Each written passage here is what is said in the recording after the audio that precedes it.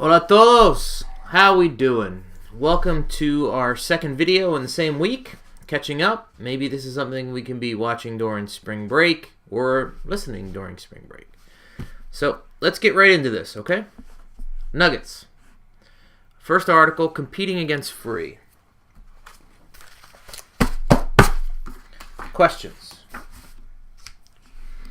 The article mentions a pharma company reducing the cost of an acne cream through rebates in exchange for an email address to send those customers product information to sell non-prescription offerings.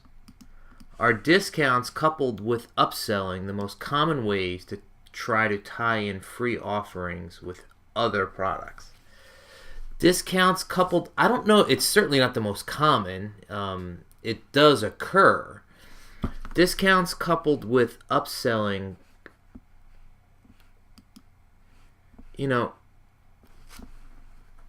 what happens is the discount here in exchange for an email address to sell something else. There's no tie-in free.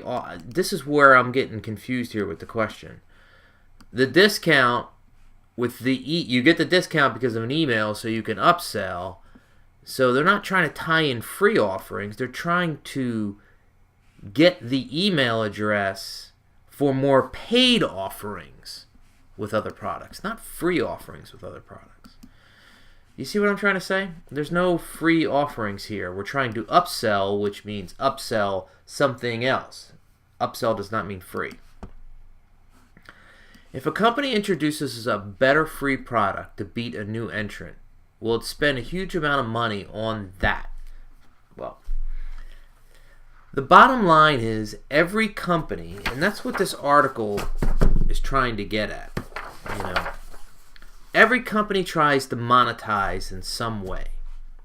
The idea with free is I am building a large audience by giving them away something free, that I will monetize this audience a different way. And this is not a new model. Okay, please understand that we've been dealing with this model since basically radio shows and television has hit the airways pre-World War II and after World War II. I mean, think about it. How does the Super Bowl get to charge $4.5 million per 30 seconds? Because it has the largest audience. What happens is many companies out there, particularly web-based blogs, they give away free content because they monetize you on signing up for their webinar. They monetize you on getting you to buy the book that they publish once a year. They monetize you by the twice-a-year conference that they have. The content is free because they want you to pay for this premium conference. The content is free because they want you to pay for this premium book. And there's many companies out there that don't like to give away the free because giving the free away is the only thing they have. They don't have another way to monetize after that. That's the problem. If a company can introduce a better product to beat a new entrant, a free product to beat a new entrant, will it spend a huge amount of money on that? It really depends. I mean, sometimes we have the free product or free offering or free upgrade because we want to use that as a defense mechanism to a new upstart. I don't know if they'll spend a huge amount of money on that or not. I mean, it's really a function of the reserves and the balance sheet of a particular company. Some companies are very aggressive at defending their turf, but then the ones that are very aggressive at defending their turfs tend to have a pretty deep balance sheet, meaning they could weather losses for a quarter or two to make sure an entrant doesn't gain any market share. Offering free stuff is usually for crushing your competitors. No, it is not usually just for crushing your competitors. In the Web 2.0 world, this is the dominant way that firms build an audience. However, don't you think that highly loyal and satisfied customers might be enticed by the word free? What might that mean when loyalty is weakened, not weekend, when the word free exists. Now, you may get the fanatical loyalty and the fanatical customer satisfaction based on the free whatever it would be, and then you monetize somewhere else. For instance, let's take it out of the e-commerce world and let's talk about restaurants. Okay, restaurants could get you in the door by giving you a free appetizer, and you might be happy and satisfied. That free appetizer or that free dessert, usually it's the appetizer because you want to start off with something free. But they make all the money off you when they sell you an entree, because maybe the entrees are $1 or $2 more than they would be if the appetizer wasn't free. You know, the salad bar is free, or you get unlimited bread at the restaurant. Well, it's not really free. They're monetizing you another way. I'm having a very difficult time understanding the cost-benefit analysis and profit share explanation. Can it be simplified? Maybe we shouldn't look into it too much, and maybe we have to think differently than just a pure balance sheet perspective. You know, it could be the case that we book vacations by giving you 2 nights free. Actually, my wife did this when we went to Disney. We booked 4 nights and got 7 nights. There was 3 nights free. Only if you stayed the entire week did they give you the 3 free nights. You had to buy at least 4 of those 7. But you have to understand, just because Disney's giving you the hotel room discounted, you still have to buy all the meals, all the tickets to get into the parks, every day you're in a park, you buy another $100 worth of stuff for your kids. You know, trust me, they're giving you away something free and they're monetizing you some other way. I think I've said that about 4 or 5 different times, and that's probably your main nugget takeaway from this article.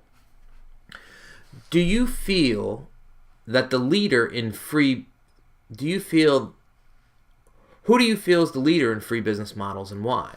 God, there are too many companies to name. I mean, there is way too many companies to name. There isn't one leader. If we look at the Web 2.0 world, if we look at blogs, if we look at any kind of, and here's your magic words, content marketing.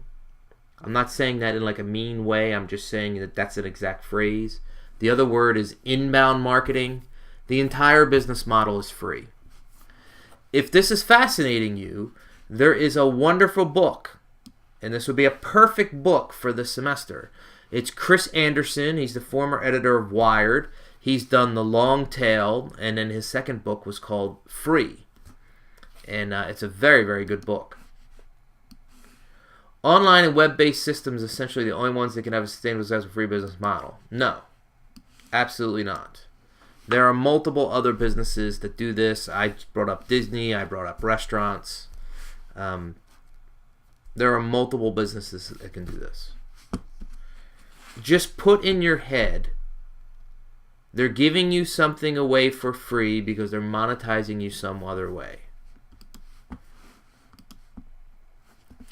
Microsoft oversees its customers by bundling a lot of unneeded, expensive software in Office, when its primary customers really only need Outlook, Word, PowerPoint, and maybe Excel. Do you see Google Docs and Open Office replacing Microsoft in the corporate world anytime soon? It depends on what you define soon. If you say the next 3 to 5 years, no. No, I really don't. Where you are seeing Google Docs and where you are seeing open source software is actually on the education level. You know, when we have middle school and high school kids and they're getting a laptop and they're doing their work, they're not buying the Microsoft suite. They're not doing it. They're using all the Google Docs because it's free and it's open sourced. Startups, young companies are doing Google Docs. The corporate world, Fortune 500, are not. When you have IT departments, as soon as you have IT departments involved and they're all Microsoft trained and everything, the bundles are there that, you know, look at Seton Hall. I mean, we get the bundles for Office and Office 360 along with many other particular suites. I mean, without Excel and PowerPoint, I mean, maybe I could get away with using a different word processing program. But Outlook, PowerPoint, Excel, the Excel cannot be replaced. I mean, Google Docs Excel thing is really pretty feeble. Google Docs PowerPoint thing is really pretty feeble. Now, Google Docs does have a pretty good, because Google Calendar and Gmail does sync pretty well. There are some interesting things with the Word docking stuff. You know, Microsoft, just so you know, Microsoft is reacting to this. They see the trends. One of the reasons why Ballmer had to leave is because the trend line is he was completely against doing any kind of changing of the business model. But by going to a much lower price, I mean, to be able to get the entire Microsoft suite for $99 for the year, then, you know, it's really hard to beat. It's too good. Aren't there risks to your brand if you deeply discount or give away your product? No. It depends on what your brand is. Obviously, you're not giving away a Tesla for free or a Mercedes-Benz for free.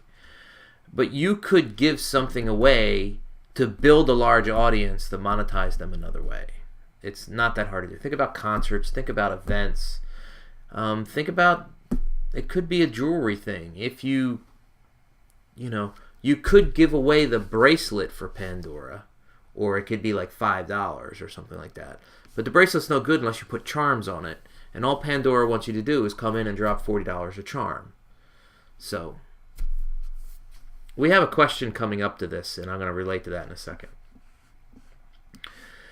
Would an example of an upsell include companies like the Wall Street Journal who place some free articles on their website, but the consumer would need to purchase an online subscription or the newspaper to read all the articles? Absolutely, positively, yes. Half of the app companies out there are in upsell mode. You know, where Pandora is free, but if you want without commercials, you have to start paying a subscription. Dropbox, a number of the software companies do this upsell model. In addition, would an example of an upsell be LinkedIn? Perfect example, because LinkedIn is fantastic, but for any of you who have ever tried LinkedIn Premium is superior in every way, shape, or form. They just dropped the lower price tier to now $25 a month. Used to be $49 a month was their lowest price tier for premium members. But oh my God, you get such better metrics, such better searching. There's so much more you can do with the premium service.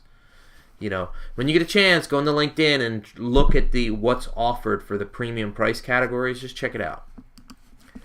Do you think a bundle is the least used of the free product offerings, given its potential for illegal tying or being accused of illegal tying? The bundle is used in more ways than I can count. Think about every fast food restaurant when you get a combo meal. That's a bundle. When you go and look at Amazon and you get books, when you go into Staples, you cannot escape any retail store. Every retail store you walk into, there's a bundle option. You know, there truly is. I thought there was a razor and blades question here somewhere. Maybe I missed it.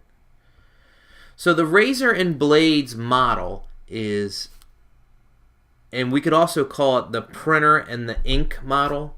You know, the razor they practically give away and they monetize you on all of the blades. The blades are very expensive. The printers they practically give away. You get a printer for like $50 or $49. But they, you know, every time you want to put ink in it, it costs you $60. You know, Apple basically gives the software away for free because they want you to buy the hardware. I mean, 99 cents for a song is nothing, but buying the iPod or the iPhone or any other device that they have is something. So, okay. Something to think about. What every CEO needs to know about the cloud. I know I got some negative comments about this article. This was not our favorite article in this reading. One last thing before I move on. On page 108 and 109, the upsell, the cross-sell, third parties, and bundle. These are 3 strategies that have to go in your nugget journal. Perfect. Wonderful. The last thing I wanted to introduce you to is, I thought the word disintermediation was in this article. It's probably in another article. Let me find it. It's in another article. We'll get to it. Okay, back to the cloud. Not your favorite article, but I wanted to introduce you to the cloud and the concept of the cloud in this module because we're going to need it for future modules. This is almost like a foreshadowing article. Okay? We're going to see other cloud articles in the near future. And how all those other things that happen in the near future, you got to have a cloud. There's only one. That's the only way to do it. Is insurance and lack of direct control over capabilities another reason for skepticism over cloud computing on part of the companies? That's part of it. You know, we have to understand what this article was written in. This is a 2011 article. And you have to understand that there was very few good cloud offerings out there in 2011 and even 2012. A lot has changed in the last 2 or 3 years. There was tons of skepticism before, and now it's an accepted part of reality. Apple's spending, I don't know, $8 billion in the next 4 years on data centers. Why? Because they know everything is going to be done remotely, internet, cloud. You know, but they're not the only ones. Amazon was really one of the first true cloud offerings. You know, and then we have really good ones. We have Adobe, Microsoft, Oracle's doing all kinds of cloud stuff. IBM is doing all kinds of cloud stuff. HP needs to do all kinds of cloud stuff. Dell is heading in this direction. You know, Dell, IBM, all those companies realize that, you know, those service contracts that include cloud data and big data, guess what? You know, and then it's easier to use these kinds of devices when all we have to do is we have an app and nothing is stored here. We just have a Salesforce.com app and we're able to look through, I don't know, terabytes of data just as a search engine here, but it's being stored somewhere else on these little tiny devices. Could similar to big data? Well, the cloud is not big data. It's probably, is the cloud similar to big data? What happens is we're going to have big data articles too. Again, we're foreshadowing. Okay? Let me finish reading. Customers could rent all the data they need from the data. What is the difference between search engines and the cloud? Both of them offer public sharing. Okay, let me go back to this one. Big data is the idea that we are collecting tons and tons of data points and it is searchable and we could find potential insights from this data. Well, it's much easier if this data is cloud-based that we can pull from, doesn't make a difference where we're located, that we have access to it no matter where we're at. You know, I have up here, this is my Dropbox. Okay, this is basically a cloud device right here. You know, that is a cloud. It's a pretty good, simple, easy, simple, stupid. I have access to anything in my Dropbox from anywhere as long as I have internet access. I also have the Dropbox app on my phone. It's pretty cool. What's the difference between a search engine and the cloud? Both of them offer public sharing resources. Well, the cloud is where something is stored. Okay? And it could be the case that a search engine then goes to the cloud and finds information and brings it back to you. I mean, the way Siri works right now. Hi Siri, where are your databases located? Oh, I messed it up. Hi Siri, where are your databases located?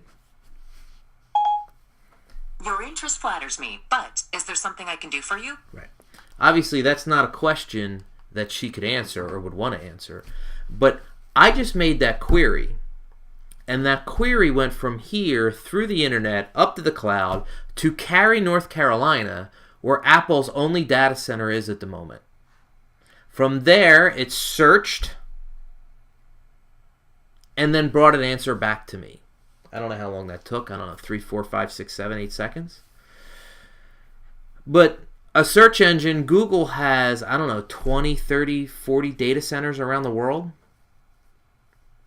And for instance, data centers require lots and lots of energy. They generate immense amounts of heat because of all the servers that are in there. Popular places to put data centers are in cold climates, such as Iceland. Iceland's perfect, as a matter of fact, because not only is it a colder climate, it also has geothermal energy. So you have cheap energy, and you just open the windows to cool the place. Apple is trying to get all their data centers off the grid, and they're putting in Ireland, the latest one that they announced, 300 football fields of solar panels, something along those lines. It's not, a search engine delivers results via a cloud, but it's not the same thing. Even though companies' budget spending on IT-related accounted for only about 3% of revenue on average before installing cloud, does the author need to consider profit margin before concluding the focus on cost is misguided? What happens is, if we think as a market-oriented firm, we have to think about what's most strategic for our company. I really get caught up when I see these hard, well, we can't do anything if it's more than 3% of revenue or 2% of profits or da-da-da. No, there are times where you need to spend on infrastructure, like cloud, like IT. There are times where maybe the industry average for advertising is 5% of revenue, and you spend 20% because it's a new product and you're betting the company. And you make those decisions based on market-oriented type strategies and not on hard benchmarks that ignore strategy or what's going on within your company. I have a hard time with these kind of things. If you work in a non-IT company's IT department, should you be nervous about your job? Well, not if the company's really profitable. And remember, we can't outsource the entire thing. Okay, maybe the IT department doesn't keep the servers anymore. But so what? You don't keep the servers anymore, but you still have to maintain the relationship with your partners who have the data on the cloud. And you still have to relate, do all the IT needed for all the workers in the firm. I don't know about being nervous. If anything else, the cloud might mean you need more people. You're just getting rid of equipment. I don't think you're getting rid of people. Not a lot of people. In your opinion, will investing in cloud services save companies significant money in the long run, given they will not need to invest in new and upkeep of its IT infrastructure and systems? Well, they may not spend as much on servers and electricity in the office where these servers were. But if they were smart, they would spend more on better software and better CRM and more people to do market-oriented strategies. So I don't know. You may be saving money from the IT department by not buying, additional servers and paying those electricity bills. But hopefully the cloud and the data and the who knows, you might need to hire someone who knows all kinds of fancy calculus to be able to do the big data mining that we're going to talk about 2 or 3 modules from now. Perhaps systems such as ARG are dedicated to theft or shrinkage. What kind of data or activity is it looking at? I have no idea. I'm not even going to, this is a wonderful question. Perhaps we can bring this up on March 25th again, but I don't know what this is. As the cloud has gotten more advanced in the present time, do you think that vulnerabilities to the cloud are more or less or about the same as in-house systems? Hold on one second. Okay, sorry about that. Vulnerabilities. We certainly saw a significant uptick in people, hackers, black hat people, because the newer the cloud, there's more ways for people, people don't know. We haven't had, the more experience you have with the cloud, the more ways you figure out to protect the cloud. But to be directly honest with you, I don't know statistics about, cloud hacks versus in-system hacks. I mean, I just saw a 60-minute special the other day that the U.S. government gets hit about, 3 to 4 to 5 times a minute. So it depends really on how important and how much someone will want to get into your system. That kind of thing. All right, next article. Tweet me, friend me, make me buy. I like this article a lot. I'm not sure if you guys liked it as much as I did. But this is basically gets into the idea of social selling. And this article is from 2012. It didn't even go half the way they should have gone. I mean, they're really just talking about quantifying leads, making relationships, and that's all it can do. They didn't really talk about commerce all that much, but this was a good introduction. Given the low rates of cold calling and emailing, should companies abandon this tactic? Well, yeah. One of the reasons why, to go back to the first article, the old school top-down Web 1.0 world, you would cold call, right? And what firms do these days is they don't cold call anymore. They just give something away for free, build a huge audience, and in a CRM mentality, they then have the audience to monetize. That's how they sell. They sell to their existing audience that already have a relationship with them, as opposed to cold calling people that don't know anything, don't know them from Adam. The old model is a funnel. You cold call, you keep calling, you prospect, leads, and you finally get down to, potential customers, maybe repeat buyers, and they come out the bottom of the funnel. The new model is like a megaphone. Stick that funnel on the side, and you get a whole large entire audience. And then you have this large audience, and in a CRM kind of mentality, you sell more to your existing audience. It just so happens that you give them something away for free to build a large audience, and once you have an audience, you find a way to monetize them. So the runway business, the one way, yeah, get rid of that. But, this is what I would do. Wondering how social media can be utilized in a field like treasury sales and banking. Bank of America obviously uses Twitter and Facebook, but I'm honestly curious how someone on my team could utilize social media better to meet a client's need for cash management. Well, here it is. This is a client's need for cash management. Let's pretend you know who your client is, okay? Let's say his name is Jim Bob Lewis Stevenson. Well, you can go into a social media listening platform like Hootsuite or Radiant6 or Trax or Spreadfast or Sprout Social. You can drop their name, and in anything digitally comes up about them, it gets fed to you. So you get to learn about their needs, about stuff that they're doing, stuff that they blog about, tweet about, post about, like conferences they go to, places that they speak at, videos that they post. And then based on that information, you can then find out what their needs are before you even get to meet the client or ask about them. All right. That's in a situation if you know who the customer's name is. If you don't know whose customer's name is, there are certain, I'm sure,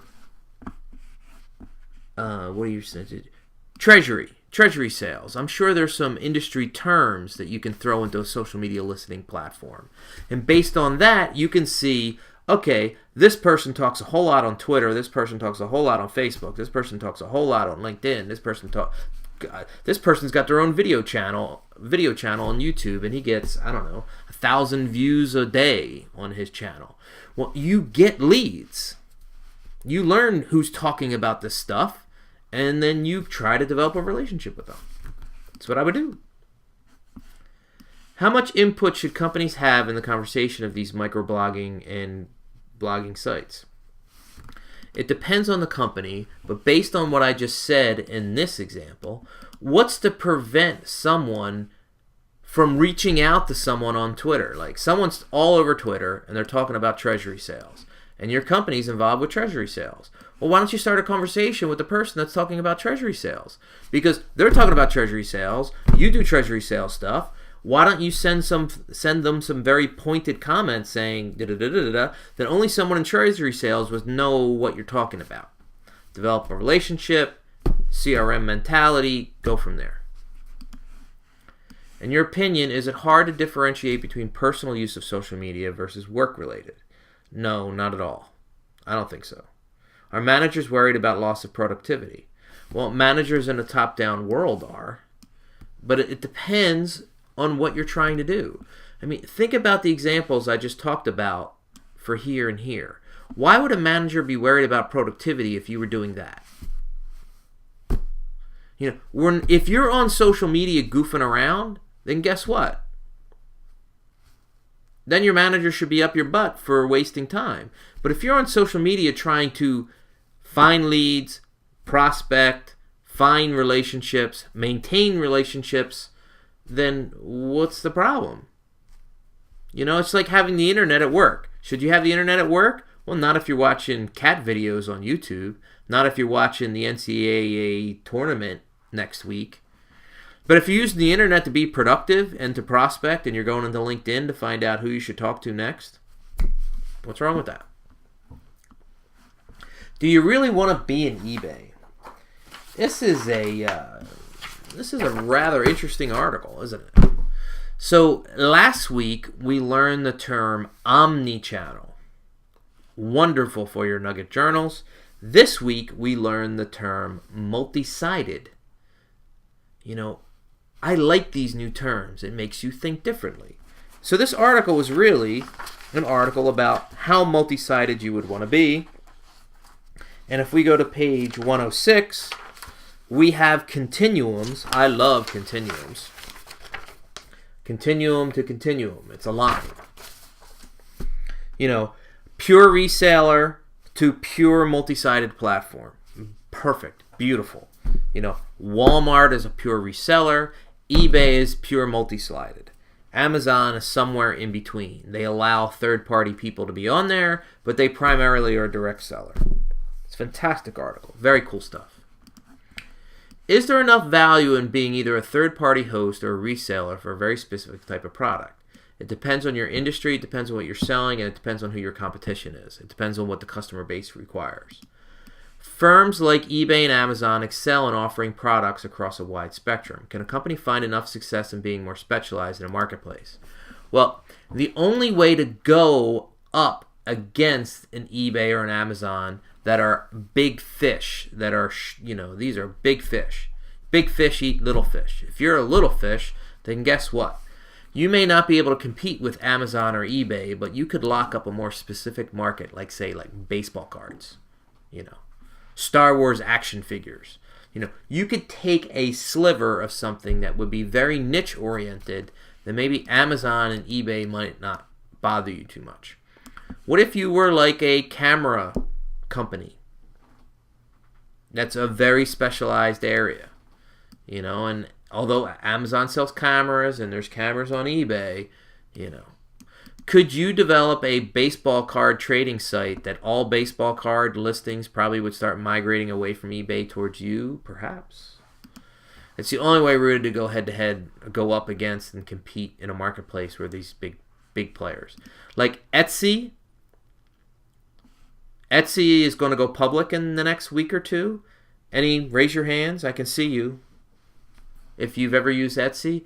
Etsy is only for handcrafted kinds of stuff. You know, that's what Etsy is. What's the difference between a reseller and a multi-sided platform? Very simpler. A reseller only has a one-way relationship. They buy product, they sell to an end user. A multi-sided platform is eBay. eBay buys no product. They are an intermediary. Consumers, companies, list things to sell on the eBay platform, and it's got more than one side because there are also buyers and buyers. So there's buyers, there's sellers, and eBay is just the platform where these people meet in the middle to make a transaction. There's listings, there's buyers, there's sellers, and without eBay, nothing happens. What are the advantages of being a reseller over operating as a multi-sided platform? There are a lot of advantages. One of the advantages is you can do CRM kinds of things. You can develop relationship with customers. The other huge advantage is you have control over your inventory. You know what you have because you bought it to be sold. Multi-sided platform, eBay has no idea what's going to be listed or not listed. And they also have no idea who's going to show up to buy. All they hope is they get lots of listings, and lots of listings will generate more buyers.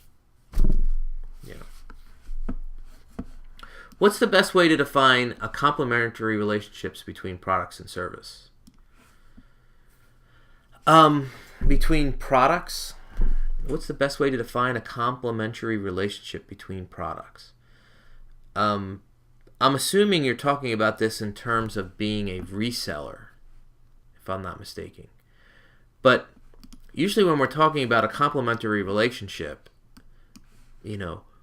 there are some products that need another product to work well. Now, you can't sell a car without tires because, the car needs tires too. A car needs gas to run. This is a computer. Software would be a complementary product to this computer. Like right now, I have a Microsoft Word document open up on my Apple computer. Without this Microsoft Word document, I wouldn't be able to manipulate and play with the text that is on the screen. Right now, I am using Camtasia. Let me see. I can't even show it because it's actually active. It's down here in my bin here. You guys are all laughing at my computer screen. I can hear you laughing. Yeah. Over here, if you can see it. Can you see it? This is a blue microphone. Woo! Yeah. Without this microphone here, I cannot record myself all that well. This is a decent quality microphone to be able to do my podcast stuff. Okay? What is the loss leader pricing strategy? Commonly known as the free model. If you think about what supermarkets do, they have a Sunday circular. And in the Sunday circular, what do? They have a couple products that are severely discounted because they want to get you into the store, because if you're pushing a cart, you're not going in to just buy that one can of soup for 33 cents. Are you? You're going to buy other things. It's almost spring, although I see lots of snow out my window there. Very soon, Home Depots and Lowe's are going to be selling 20-pound bags of mulch for $1.99. They're definitely losing money every time they sell one of those things. But you're not going into Lowe's just to buy the mulch, are you? You're going to buy soil, and you're going to buy plants, and you're going to buy flowers, and you're going to buy a rake, and you're going to buy a shovel, and you're going to buy things that trim the outside of your garden. They're using one product to draw you in. It's almost like the free model that I described earlier, is it not? Loss leader pricing. Okay. Is the market in general shifting back to a reseller model in which companies are better positioned to build customer relationships? Or is this a new norm for a customer to have a relationship with a multi-sided platform or a hybrid model? I don't know if we're shifting one way or the other. I'm surprised that we have not seen more multi-sided. Okay. We've had a few multi-sided in the Web 2.0 world, but I don't see it exploding by any stretch of the imagination. What I do see more of is having a reseller model where the seller, the website, let's say, for example, I'll make one up, Dr. Dano's Store of Stores, and I created a web store.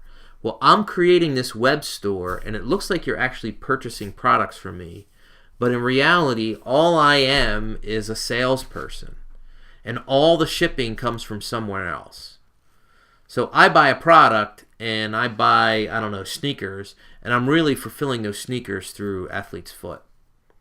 And Athlete's Foot is the one that's actually shipping them directly to you, and I'm getting a commission from Athlete's Foot to sell them in your behalf, so to speak. You ever notice that with Amazon when you're buying a product, it says authorized, this is ships from Amazon, ships from somewhere else? Well, when it's shipping from somewhere else, Amazon never takes inventory of that particular product. All they are doing is providing the store interface, and then Amazon takes a particular commission from it.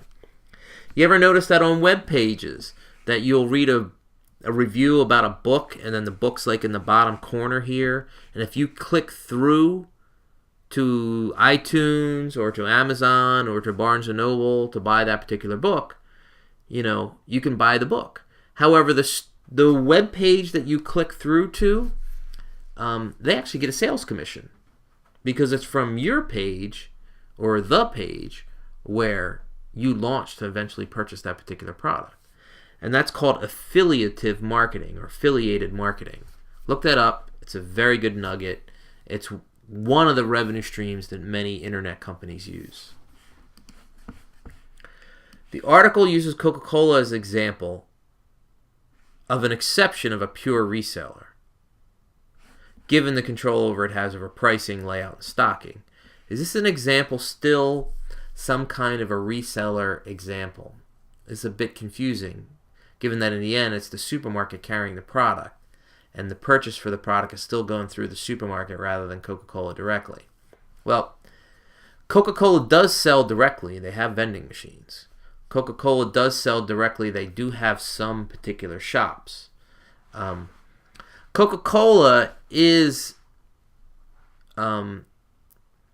also a better company that in most cases Coca-Cola also owns the bottling plant that is bottling Coca-Cola.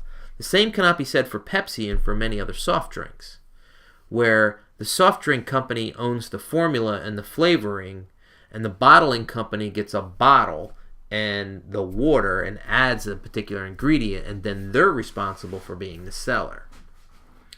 So it's more of a convoluted example. The supermarket is doing the end product. The supermarket is the pure retailer in the reselling model. But Coca-Cola is pushing their way through that they owned the formula, they own the bottling plant, and they also own the logistics to get the stuff to the supermarket. And that's not the same in the entire soft drink industry and a lot of other components, a lot of other different types of industries. So you have to think about it that way. Do you think a reseller such as Macy's, who is more and more becoming an integrative retailer online and in store, what did we call that last week? Omni-channel, has more of a competitive advantage over multi-sided companies that can generally only purchase online or in outlet stores? I don't know if they have an advantage.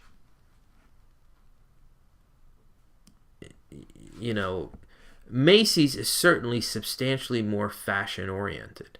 If you're looking at fashion-oriented consumers, then yes, they have an advantage. But if there's people that don't care about fashion, then, online or outlets and price is the main driver, then that's where the advantage is. The problem with multi-sided, though, is you really have a much harder time doing CRM with multi-sided. It is much more difficult to keep track of buyers and their needs when you don't know what they're buying, you don't know what was going to be listed. Here, all the value is created by getting groups of individuals, buyers and sellers, in a platform so that it can occur. With Macy's, a lot of value is created in a CRM kind of mentality. The products that come to mind that Macy's resells are Ralph Lauren, Levi's, Alfani, etc. Now, Ralph Lauren is a brand from another company that Macy's resells. Same for Levi's, but not this one. Macy's, half of the stuff in Macy's are brands made by Macy's for Macy's, and Alfani is one of them. Either way, whether it's this kind of relationship or this kind of relationship, Macy's is still a pure reseller, a multi-channel reseller. Our last article. Oh, by the way, this article here has the word disintermediation on it, the eBay article on page 108. Disintermediation means taking people out of the chain. And a middleman is an intermediary. And in most cases, there's 1, 2, or 3 middlemen between manufacturing and the end consumer. Well, instead of having three middlemen, like someone who does logistics, someone that has a warehouse, someone that does, stocking in stores, you could disintermediate 2 of them and only have 1 middleman. That's disintermediation. Finally, we have this article that there were very few questions about. Not sure why, but maybe you guys can tell me later. The article mentions sites like Yelp and TripAdvisor are becoming more sophisticated at weeding out fake reviews.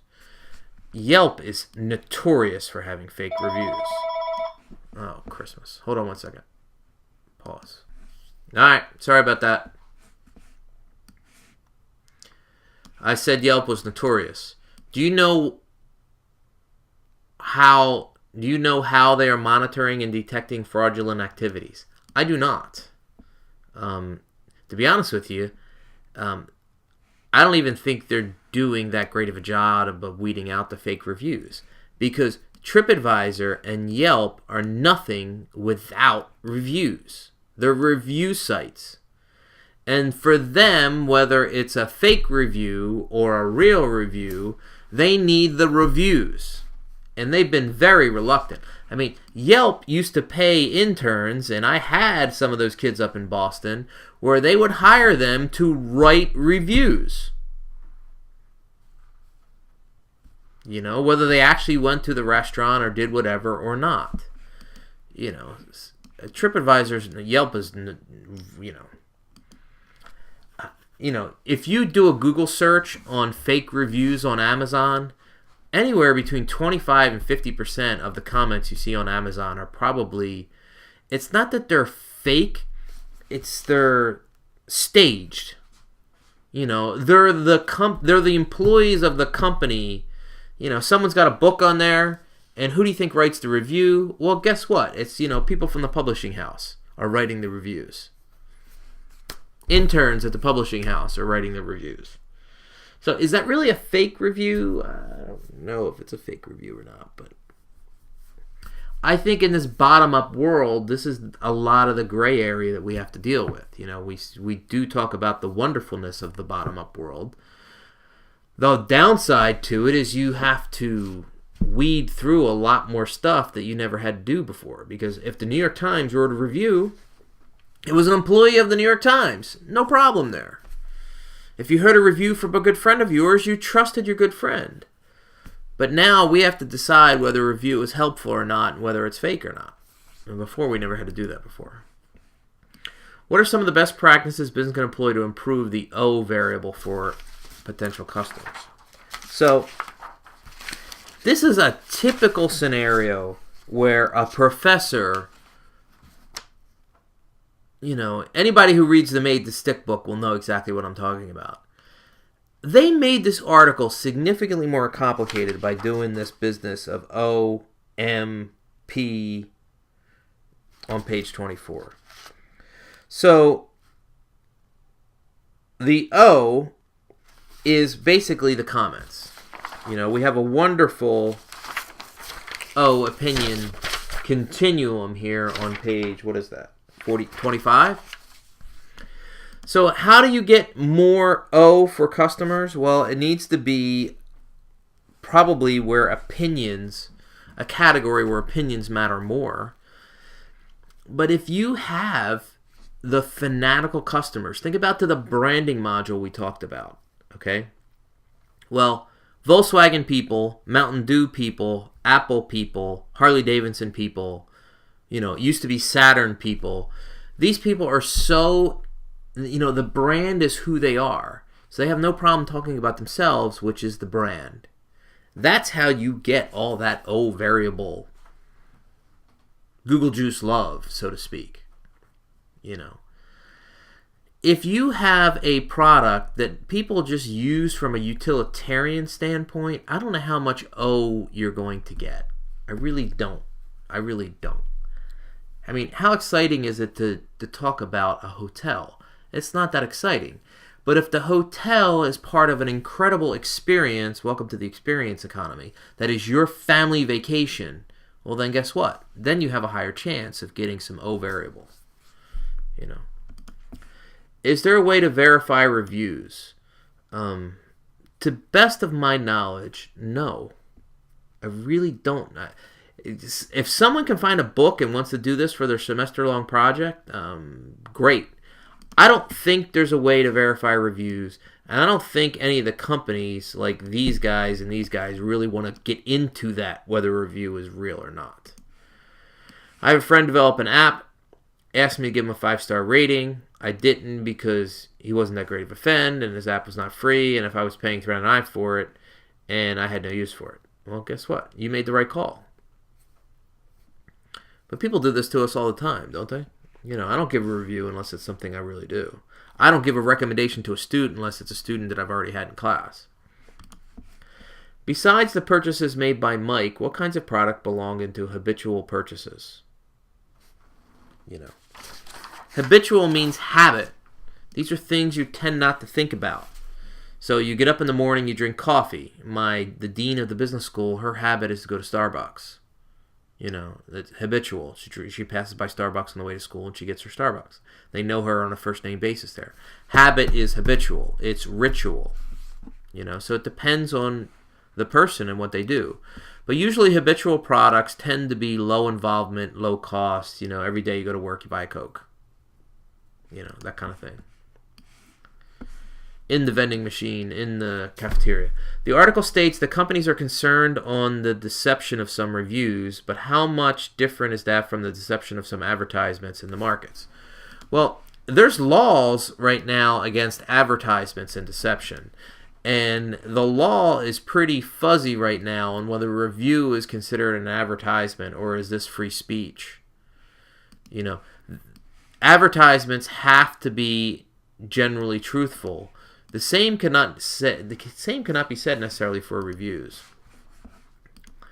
We spoke about using opinion leaders for good reviews on products. But are there any other ways for marketers to gain ground on this information drive of consumer reviews? Well, and this is to go back to the earlier comment that we had here. How do we get more O? And if we look at the tipping point is what started it all. Okay, and then we have Contagion by Jonah Berger that I've already talked about it multiple times on the podcast. We have ways to seed the zealot fans, and the zealot fans will do the first one to post reviews. That hopefully it'll provide a social proof that other people will post reviews. We can call these opinion leaders. We can call them market mavens, which is what Malcolm Gladwell calls them. There's multiple different types. Usually opinion leaders is a good general catch-all term. But we can feed the opinion leaders to help start the review process. And you could give them free swag to do the review, which some companies actually do. There are a million mommy blogs out there. And mommy blogs talk about products all the time. They do not necessarily get money for talking about these products, but they do get a lot of free product. There's tons of them. I had a student when I taught up in Boston that his company actually, they had 25 people working there. They hit the top 250 mommy blogs out there and made sure that the mommy blogs were talking about products that moms would really care about. And if you're thinking I'm a little crazy, just do a Google search on mommy blogs, and you're going to get a bazillion hits. Okay? Thank you for your time. I thank you for your energy. Appreciate it. If you have any questions, shoot me an email, okay? Enjoy spring break.